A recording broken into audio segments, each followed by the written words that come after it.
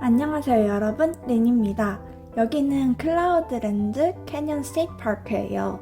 조지아 북서부 완전 끝에 테네시 가기 직전에 있는 곳인데요. 조지아주에서 가장 크고 경치 좋은 주립공원 중 하나입니다. 계단이 많아서 오르락내리락 하다 보면 굉장히 덥긴 한데 그래도 길이 잘 닦여 있고 난이도가 높은 하이킹 코스는 아니라서 걷기 딱 좋았는데요. 사진 찍을 수 있는 포인트나 신기한 풍경들도 은근 많아서 재밌는 곳이에요. 이렇게 멀리 나올 때는 친구 차를 번갈아 가면서 운전하기도 하는데요. 제가 최근에 알았던 게 미국은 자동차 보험이 자동차 기반이더라고요. 같은 자동차면 어떤 사고가 나더라도 그 자동차에 등록되어 있는 보험으로 처리가 됩니다. 원래 차 주인이 허락한 운전자라면요.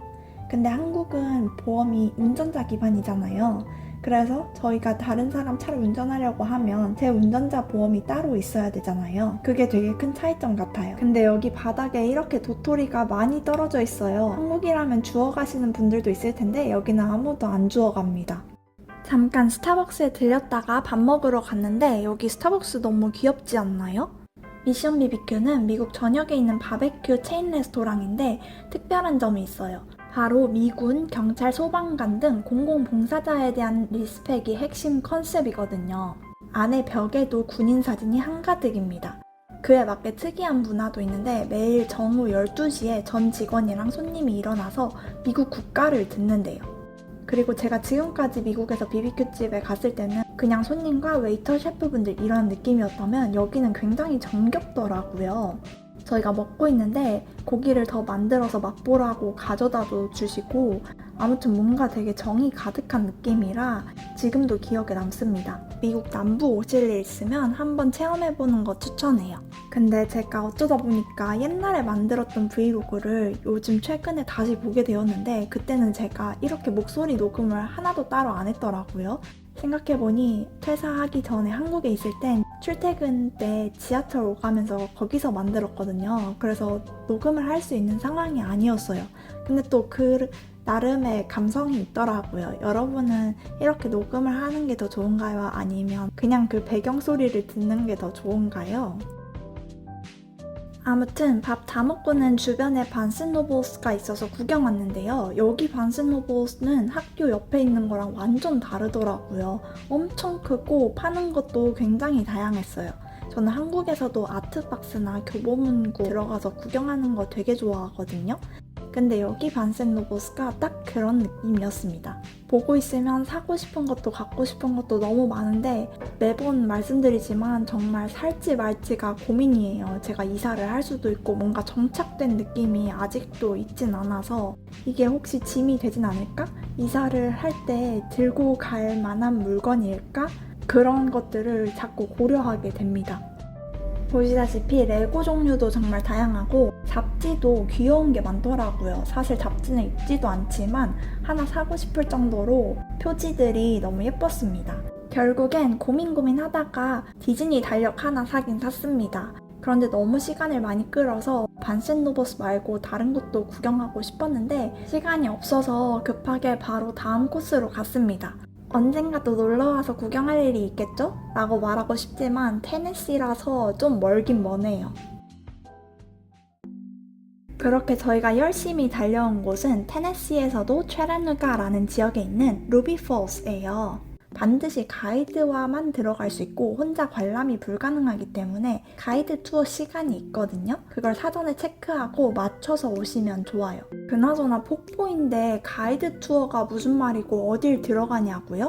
바로 그 폭포가 동굴 속 지하에 있기 때문입니다. 높이 약 44m의 거대한 폭포가 동굴 안에서 떨어지는 구조인데요.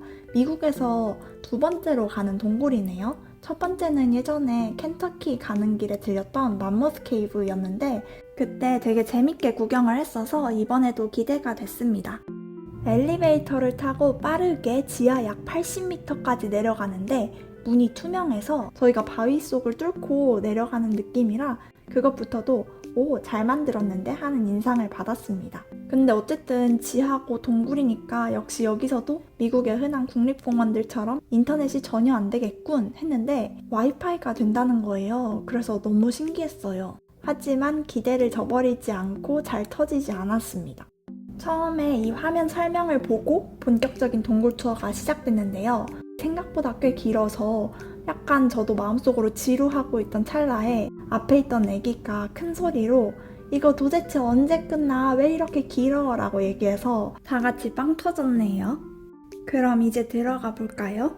생각보다 길이 되게 좁았는데 반대쪽에서 가이드와 사람들이 오면 저희가 한쪽 벽에 찰싹 붙어서 길을 겨우 내어주어야 할 정도였습니다. 안의 온도는 1년 내내 12도에서 15도 정도라고 해요. 그래서 여름에 온다 하더라도 겉옷을 챙겨 오시면 좋을 것 같아요. 그리고 테네시에서도 각이 약간 애매한 위치에 있음에도 불구하고 성수기에는 금방금방 다 매진된대요. 그래서 사전 예약이 필수입니다. 역시 미국에서 가장 유명한 지하폭포답네요. 그런데 다 보니 이해가 가요. 지하폭포 그 자체 외에도 볼거리가 꽤 많았거든요. 사실 맘모스 케이브보다 재밌었던 것 같아요. 동굴에서 종류석이나 석순이 여러 모양을 만들잖아요. 그런 포인트들을 잘 잡아서 곳곳에 모든 사람들이 공감할 만한 이름을 붙여놓은 거예요. 그래서 그걸 보는 재미가 쏠쏠했습니다.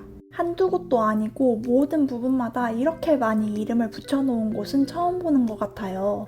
덕분에 친구들이랑 아무 생각 없이 맞다 아니다 하면서 웃고 떠들기 좋습니다. 이름에 맞게 각각의 조명을 잘 설치해 놓은 것도 한 몫을 톡톡히 하더라고요. 그렇게 쭉 가다 보면 드디어 지하폭포가 나와요. 처음에는 깜깜한데요. 사람들이 다 앞에 섰다 싶으면 가이드가 딱 불을 켜줍니다. 그러면서 폭포가 쏟아지는 게 갑자기 눈앞에 펼쳐지죠. 한번 소리 들어보실래요?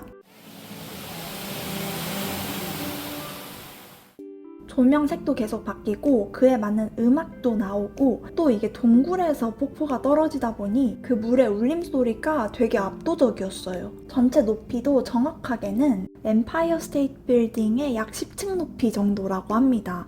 하지만 실제로 보면 훨씬 크게 느껴지는데 지하 동굴 안에서 눈앞에 바로 떨어지니까 그 스케일이 뻥튀기 효과를 받는다고 해요. 너무 특별하고 신기한 경험이라 여러분도 애틀랜타 살면 근교 당일치기 여행으로 강추합니다. 재밌는 건 여긴 야간 투어로도 유명한데 할로윈 스페셜 야간 투어도 있습니다. 그래서 원래는 루비폴스까지 오고 가는데 동굴 이야기를 해주는데 그때는 체르누가의 귀신 이야기, 설화들을 들을 수 있대요. 다만 이때는 동굴 벽이나 천장, 폭포에 있는 LED 조명을 다 꺼놓기 때문에 손전등이 필수입니다. 사실 여기는 1960년대 초반 냉전 시대에 핵 낙진 대피소로도 쓰였대요. 약 720명이나 수용 가능하고 내부에 식수랑 비상식량, 의료용품을 몇 주간 버틸 수 있도록 비축해 놓았다고 해요. 신기하죠? 나와서는 기념품샵 구경도 빼놓을 수 없죠. 여기에는 광물 굿즈가 되게 많았어요. 근데 저는 어닉스만 보면 어닉스 커피가 생각나요. 왜 이름을 그렇게 지었을까 하고 찾아보니 그만큼 깊이 있고 투명하고 정직한 커피라는 메시지래요. 듣고 보니 그럴듯합니다.